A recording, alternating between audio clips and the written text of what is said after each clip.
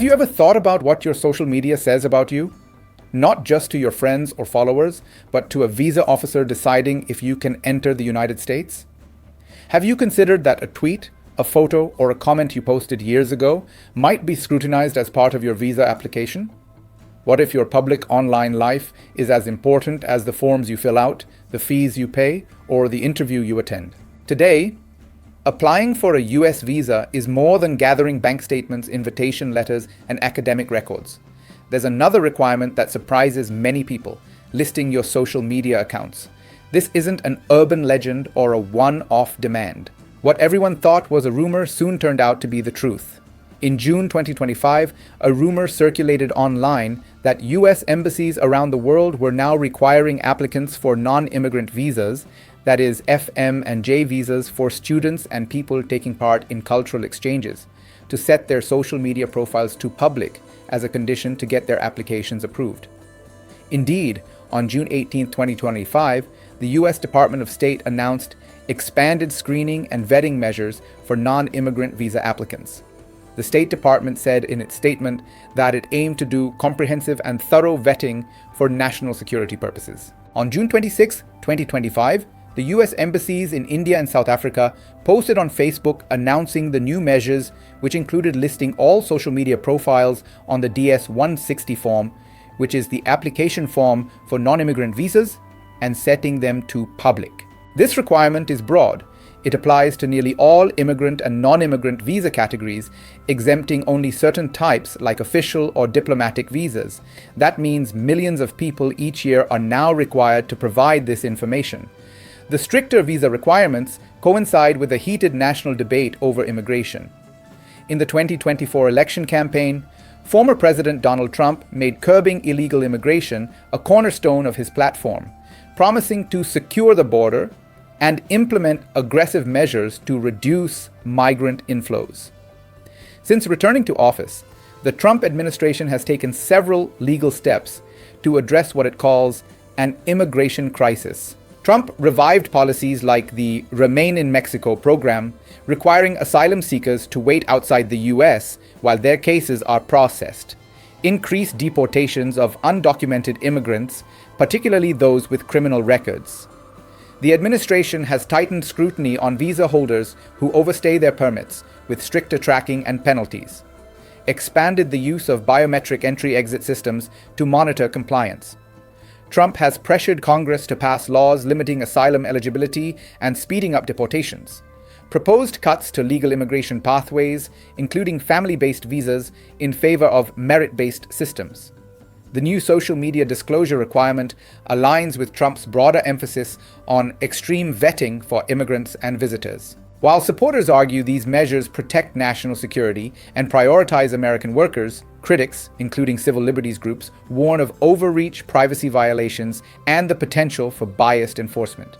The social media rule in particular raises concerns about free speech and cultural misunderstandings. But what exactly does this mean? When you apply, you'll find a section on the form asking for your social media identifiers across popular platforms: Facebook, Instagram, Twitter, LinkedIn, TikTok, and YouTube. Applicants must disclose every handle or username they've used in the past 5 years. Importantly, the US government does not ask for your passwords or access to private messages. The policy is clear. It wants the identifiers only, so officers can see your publicly available content. They are not hacking your account or demanding you share your private chats. Instead, they are reviewing the same posts, photos, and comments anyone could see if they looked you up. So, what are visa officers looking for? Primarily, indicators of security risk. They want to know if applicants have expressed support for terrorism or violent extremism, are linked to banned organizations, or have advocated hate or violence. Public expressions of such views can raise immediate red flags during security vetting. But it goes beyond that. Social media is also used to verify the story you tell on your application. If you claim you're coming for tourism but your posts discuss working in the US illegally, that inconsistency can be a basis for denial. If you list yourself as a full-time student but your online presence suggests you're running a business full-time, that can also trigger scrutiny. Officers may look at your network of friends, followers, or groups. Are there connections suggesting extremist sympathies? Are you publicly interacting with known threats? This doesn't mean you'll automatically be denied for your friends, but it could prompt a deeper investigation into your background. It's also worth noting that the form requires you to disclose all your social media accounts for the last 5 years, not just the ones you use daily. Even old, forgotten, or secondary accounts are included. This social media review is part of a larger move toward more intensive vetting, sometimes called extreme vetting, in US immigration policy. After heightened security concerns in recent decades, the US has invested heavily in data-driven screening methods to better evaluate who is entering the country. Social media has become a powerful, if controversial, part of that process. Privacy and civil liberties advocates have raised concerns about these requirements. Free speech norms vary widely around the world. Posts that are normal in one country, like strong political criticism, satire, or protest, could be misinterpreted by another culture's officials.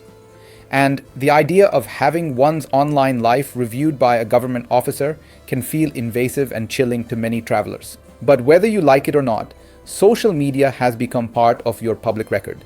Immigration officials see it as another tool to understand who you are. It's no longer separate from the rest of your application. It's another layer they can check against your travel history, work records, education, and finances. Beyond the visa process, your social media footprint can shape many other aspects of life in the US. Employers often screen candidates' online profiles before hiring. Universities may look at students' social media during admissions or conduct reviews. Landlords, lenders, and insurers increasingly consider digital reputations when making decisions. This is why listing your social media identifiers on a visa form isn't a mere formality. It signals that your public online life is open to review by the US government, just like your official documents and interviews. They won't look at every post in detail for every applicant, but anything shared publicly is fair game for assessment. The US State Department states that this requirement is about enhancing security, confirming identity, and detecting potential fraud or risk. And while not every applicant will be rejected because of social media content, it's a factor that officers can use in deciding who to admit and who to refuse. As the world becomes more interconnected, borders aren't just physical lines on a map. They are also digital checkpoints. Your online footprint has become part of how you are evaluated, not just by governments, but by employers, schools, and communities. So, the next time you think about travel and visas, ask yourself, what story does my social media tell? Not just to my friends and followers, but to someone deciding if I should cross their border. In this new age, your social media isn't just your personal expression. It's a window into your life that others will examine, sometimes in ways you never imagined. Because today, what you share online can travel farther than you do, and it might shape where you're allowed to go.